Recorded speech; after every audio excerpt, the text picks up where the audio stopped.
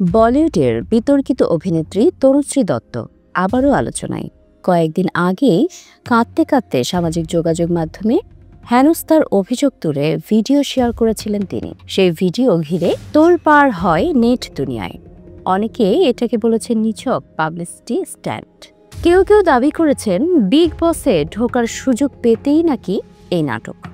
তবে এবার মুখ খুললেন তনুশ্রী নিজেই। তিনি জানালেন, গত 11 বছর ধরে বিগ বস থেকে তাকে অফার দেওয়া হচ্ছে।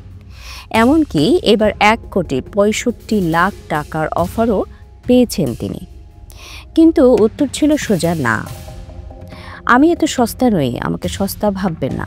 বিগ বসের ঘরে যা হয় তা অনৈতিক। আমি কোনো অনৈতিক কাজে নেই, নিজেকে ছোট করে টাকা রোজগার করতে চাই না। 2005 সালে মুক্তি পাওয়া আশিক বানায়ে আপনি দিয়ে বলিউডে ঝড় তুলেছিলেন তনুশ্রী। সাহসী দৃশ্যের জন্য তুমুল আলোচিত হয়েছিল ছবিটি। যুব সমাজকে প্রেমের নতুন স্বাদ দিয়েছিল এই গান। সেই গান নিয়েও সম্প্রতি মুখ খুলেছেন তনুশ্রী। সাক্ষাৎকারে শোনালেন এমন এক আজব ঘটনা, যা ঘিরে আবারও তোলপাড় উঠেছে সোশ্যাল মিডিয়ায়।